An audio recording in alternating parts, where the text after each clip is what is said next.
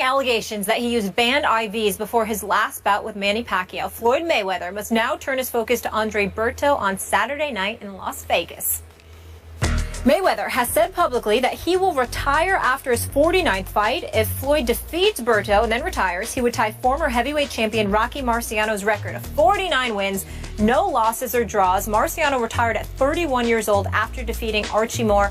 That was all the way back in 1955 that record has stood. Stephen A., what impact could these allegations have on this fight in Floyd? I suspect little to nothing. Floyd Money Mayweather is just entirely too experienced, and when the adversity hits him, he rises to the occasion inside that ring. But I will bring up a couple of things. Number one, supposedly it canceled an interview with SportsCenter that he was supposed to have yesterday. Yep. Normally, I'm very, very big on you make a commitment, you do everything it takes to get there. In this particular situation, I don't have a problem with it, because when you are a fighter and it's like on the eve of the fight, anything that distracts you, remember, it only takes a split second to get caught with the wrong punch and take you out of there. So anything, when it comes to fighters, I'm not talking about meaning him and SportsCenter or whatever. I'm saying that when it comes to a fighter, whether it be in boxing or the UFC or something like that, when your very life basically is on the line because you got to fight, you shut off all distractions. That's just me at that moment, meaning like on the eve of the fight. The other thing that I want to say is this. I don't believe Berto is going to win this fight. I think he's going to get schooled. I don't think he's on Mayweather's level. But I would like to keep in mind, Berto does have power, he does have speed, and he does not back up. He's coming. And so as a result of that, you get a puncher's chance in the sport of boxing. And I believe he has a puncher's chance, even though I don't think it's not as much of a chance, because I don't expect Mayweather to get hit, to be quite honest with you. Having said all of that, I do not believe Mayweather is going to retire. I do believe he will fight this fight.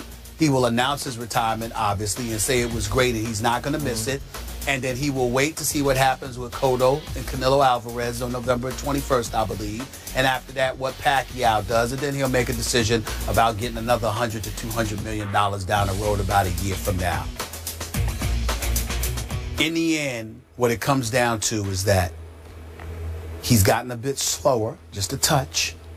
He's got hit against Sugar Shane, got hit against Madonna. And so as a result of that, even though you surmise that this ain't going to be a distraction because he's too experienced and too much of a veteran, you never know, because we're talking about a split second where something could happen. So I'm keeping my eyes on this, because I think regardless of how they want to act, this report stung them just a little bit, more so than other things in the past. This is not the first time something like this has been mentioned. It's the first time it's gotten to this point. And I think that is categorically and emphatic as Leonard Ellaby was in denying to me personally that this is bogus, there's no truth to it whatsoever, this is much about nothing, this is a bunch of nonsense. At the end of the day, that doesn't mean they're not irritated. It doesn't mean they're not disgusted. And you never know how that can affect somebody just 48 hours later. You know, when you first started talking, I thought you were just kind of hyping the fight, like giving people a reason to watch it because one punch could catch him. But the more you spoke, the more I thought you were showing your heart on this. You think that Floyd could be in a little bit of trouble here? I think it's possible from the perspective of, I don't think Berto, a boxer, is on Floyd Mayweather's level. And I don't think that he can outbox him. My thing is, I think Berto knows that. And the whole thing about it is that I don't care how beautiful you can box. How are you once you get hit? If Berto hits this guy, Berto is not as slow as Madonna, and he's not as old as Sugar Shane. If Berto catches Money Mayweather, there could be a problem. I don't believe it will happen, but again, the slightest distraction, when you get up there in age, reflexes just a touch slower, you never know. I'm not trying to promote the damn fight. I ain't going, but I'm telling you. You're going to watch it? Yeah, of course I will watch it. Should I buy it? As a casual boxing fan, should buy it, because we will definitely talk about it. We'll definitely talk about it. We're in this business. You know what? You can watch it because Berto is going to come to fight. Nah, that may not. That's going. I agree with you. But Andre Berto does not back up.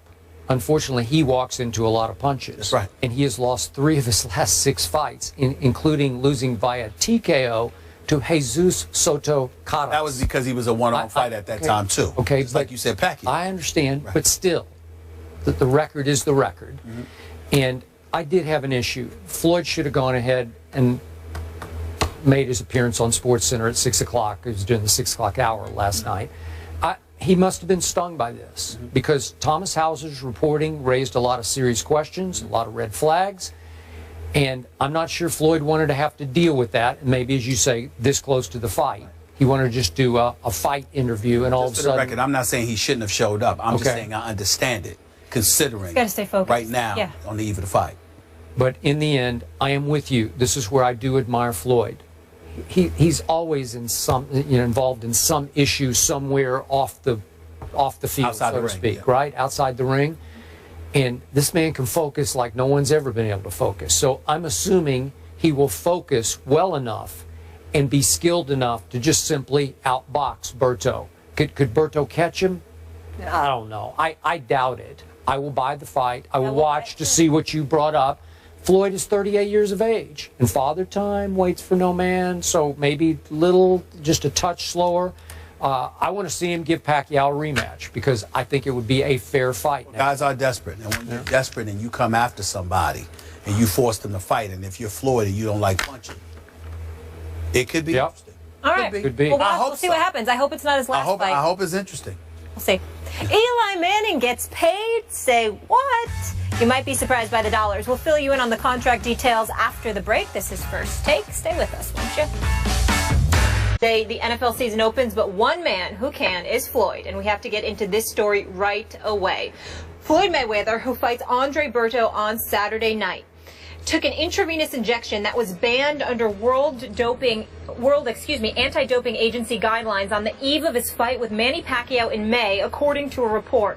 SB Nation said Mayweather's medical team told collection agents that IV of saline and vitamins was given to Mayweather for rehydration purposes following the weigh-in. Although the substances were not banned by WADA, the fact that they were given intravenously was not allowed.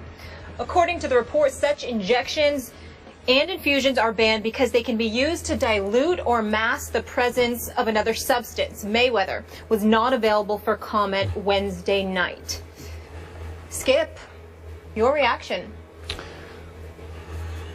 Stephen A. Smith, this story really makes me wonder about what your man Floyd Mayweather Jr. has been up to. Because we all know that Floyd Mayweather Jr. has been out front for the sport of boxing, trying to clean it up in the fight against steroids.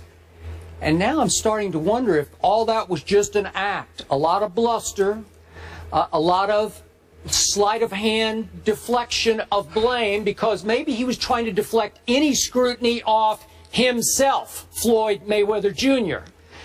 And it seems extra hypocritical today because I remind you, as you well know, that Floyd and members of his camp publicly accused my man, Manny Pacquiao, of PED use, and my man Manny was so offended, he took them to court, and he won.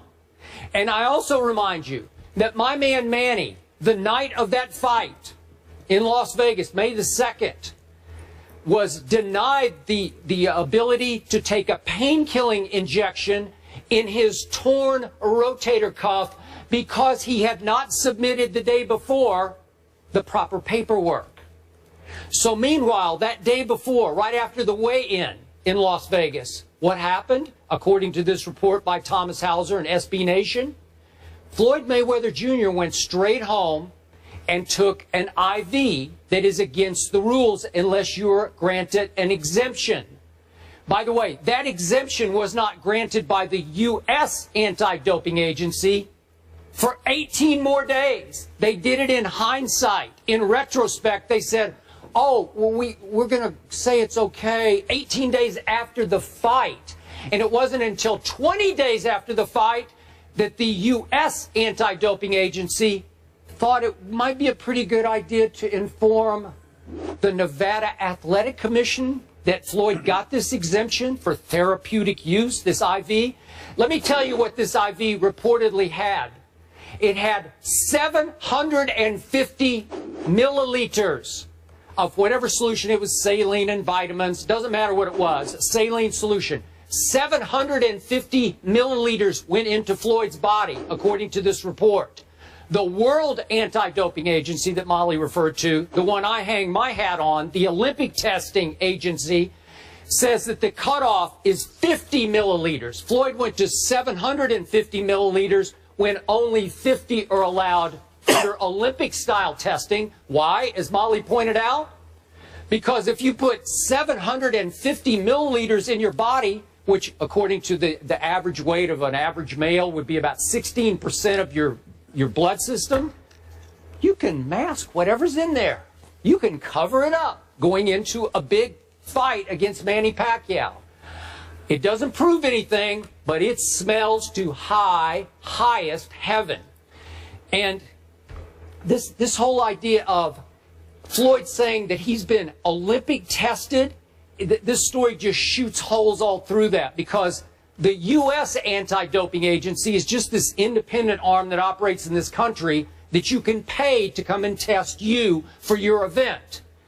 So its integrity has been challenged here. Its credibility is being challenged here because Floyd will call upon the U.S. Anti-Doping Agency to come and test him closer and closer to fights because he's gotten smarter and smarter. Floyd doesn't announce his fights until very close to fight time. Andre Berto, we know, is tomorrow night, September 12th. That fight didn't get announced until August the 4th. So in 4 or 5 weeks, that's all the testing that the U.S. Anti-Doping Agency is able to do. So what happened between the Manny fight and all the way up to August the 4th? Floyd could be doing anything. Olympic testing is 365 days a year, 7 days a week, 24 hours a day. Floyd has never been subjected to that kind of testing. And let me also add, before I hand off to you, Stephen A. Smith, I know this writer, Thomas Hauser. He is a dean of boxing writers. He's now 69 years of age. He wrote the definitive biography of Muhammad Ali that was published in 1991. You could say that he's favorable to Ali, and you could read, I'm going to be objective here. You could read into it that maybe he has an axe to grind against Floyd because Floyd has been so publicly hard on Muhammad Ali. I don't know that. I don't believe that. I just know that Thomas Hauser has been around a long time. He's plugged in boxing circles. He shares some of his other previous reporting about Floyd's whatever. I'm not even going to go into that because I'm going to stay right on this story right here, right now. It raises all kinds of red flags about what happened before that fight. And again, it proves nothing except it just comes across as so outrageously hypocritical after the way that Floyd has treated Manny Pacquiao. Well, your position is incredibly predictable. My facial expressions turned very serious once you brought up Thomas Hauser because I want to echo your sentiments. He's highly respected, and regardless of what some may feel about him or whatever, he's been connected to the sport of boxing for quite a long time. He's highly reputable, and it's not my place, your place, nor anyone else's place in this profession to question the work of this man. So I just want to make sure that I throw that out there before we say anything else. I totally agree with you there. Having said all of that, I took the liberty of calling Leonard Ellaby, the business manager and the CEO for Mayweather Promotions. Approximately 30 minutes ago, I got off the phone with him. They're going to issue a press release within the hour, I believe, where they're categorically denying that there's any truth whatsoever to the reports. They're also going to remind the world that Floyd Money Mayweather has never, ever tested positive for drug use, banned substances, or anything of that ilk. They're categorically denying that there's any legitimacy whatsoever to this report. That's what they stand on. They stand on their history and their reputation of having a flawless record when it comes to PED use, intravenous drugs, or whatever the case may be. We understand that. Having said all of that, Skip, allow me to shock you with what I'm about to say. I didn't find anything wrong with what you said. It doesn't matter how I feel, because you know I believe that Floyd Mayweather is the best boxer pound for pound on the planet Earth right now. You know that I consider him a defensive genius. But there is no question that if there is any truth whatsoever to these reports, it smells. It smells. Especially when you consider the fact that Floyd Money Mayweather has been adamant, particularly when it comes to Manny Pacquiao, about being tested, about bringing USADA into the equation, about proclaiming time and time and time again, if you want the best, take the test. I'm not sure I quoted him accurately verbatim, but it was something along those lines. And so when you hear about any kind of shady behavior as it pertains to the allegations being levied against Floyd Money Mayweather, it definitely smells. It's definitely not a good look. And it's incredibly appropriate that all of us get to the bottom of it.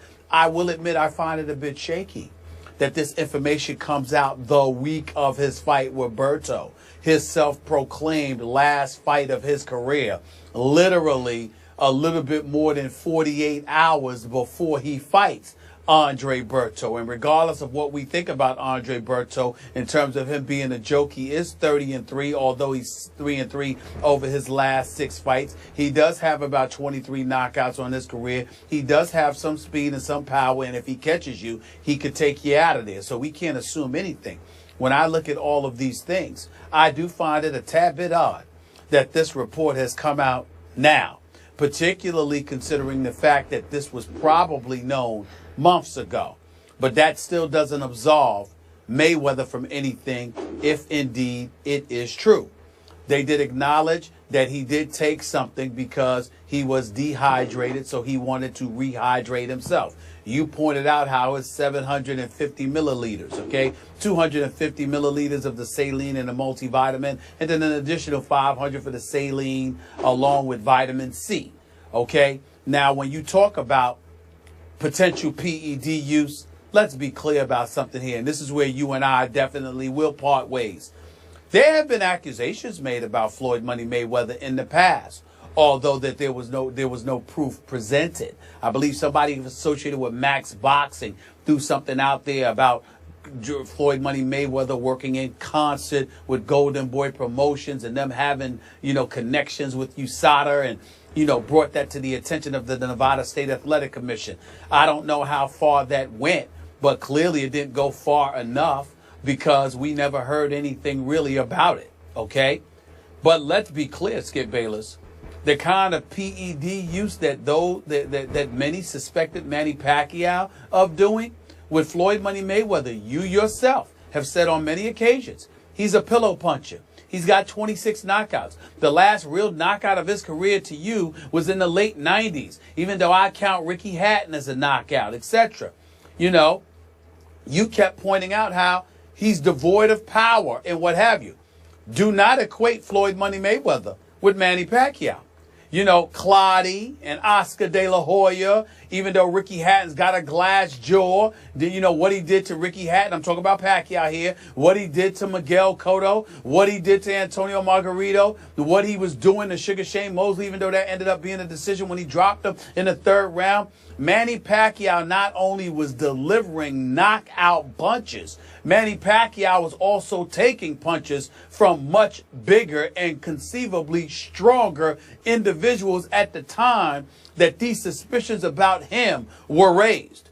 I don't see any of that with Floyd Money Mayweather. We see a guy that's the same size. We see a guy that's devoid of the knockout power. We see a guy that's prepared to go 12 rounds each fight, etc., etc. So although I am willing to say to you that this does need to be investigated, and we need to get to the bottom of this, and if indeed any of this is true, Floyd Money Mayweather does come across as a flaming hypocrite if there is truth to this report, I would ask you to keep in mind how they're categorically denying it, how Leonard Ellaby is scheduled to issue a press release, for Mayweather Promotions, and last but not least, it doesn't compare to what we were seeing from Manny Pacquiao at the height of his stardom. What Manny Pacquiao was doing to cats while moving up in weight was absolutely, unequivocally extraordinary.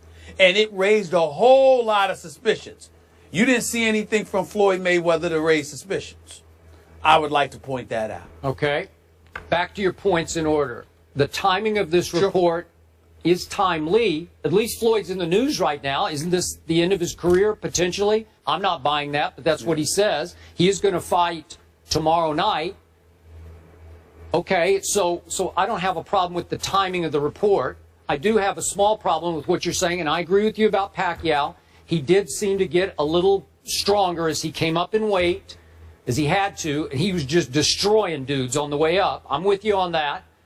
But remember this, and you know this about PED use. There are two sides to it. Increasing power, increasing recovery at advancing age. Floyd Mayweather Jr. is now 38 years of age. So I could see where at some point, I don't know this for a fact, but you could resort to it for recovery from some of the beatings that you have taken. Because Floyd has taken some punish. I know he's the greatest defensive boxer ever, but he's taken some shots before. You've talked about him on this show. But I'm saying there could be just recovery involved here. Well, Skip Bayless, he got hit by Sugar Shane Mosley in round 2 of their fight. Yeah. He got rocked at the end of the 3rd round by Madonna in their fight. He did. What other beating has he taken? Okay, but I'm just saying these are shots for an aging fighter to take. Well, work with me. Work with me. He got hit by a blow in 2 fights. One by Sugar Shane Mosley, the other against Marcos Madonna. At no other time has he been beat up in his career. Manny Pacquiao, believe it or not, I've never had a problem with the power that Manny Pacquiao exhibited when he was moving up in weight. Even though others may have, Skip, that wasn't my issue with Pacquiao. You know what my issue was? How he would literally invite you to punch him. Like, bring it on, and literally take punches. Okay. And I said, whoa. Now, when you see the pythons on a guy like Clottey, when they fought at Jerry Jones' $1 billion plate. I know. And I saw this guy take a play. Well, that's what I'm saying. Stephen A., two are two different things. Manny Pacquiao was born with natural punching power that Floyd never has had. I agree. I'm sorry. You could argue about enhanced, but I'm not arguing that. Okay. Now, I'm going to close this up by saying you referred to the reports on Max Boxing back in the website back in 2012. Yeah. A lot of those came from the same Thomas Hauser. I just encourage our viewers, if you have a couple of minutes, because it's going to take a couple of minutes, go read Thomas Hauser's report on SB Nation right now, because he goes into detail about all of his past investigations into Floyd's. I'm going to leave it alone because I don't want to accuse Floyd any more than what we did with this IV. Okay, but go read it and then you can make your own conclusions, because he did have one hard evidence that he reported even again today. Before the Guerrero fight, the Mayweather-Guerrero fight, Floyd did have a test that became public by USADA that was a red flag test. It's the testosterone to epitestosterone levels. They were out of balance enough that trust me, the Olympic testers, WADA, the World Anti-Doping, they would have red flagged that one and said, wait a second, we got to retest here. So Thomas Hauser does have that. I'm just saying, Floyd doesn't have a spotless record here. It doesn't look. I agree with that. It does not look spotless. He may have some explaining to do. But I'm saying to you, he sort of deserves the benefit of the doubt from the perspective that in the ring we've seen nothing different, whereas we saw something significantly different along the way with Manny Pacquiao. That's all I'm saying. All right, we'll leave it there. We'll continue.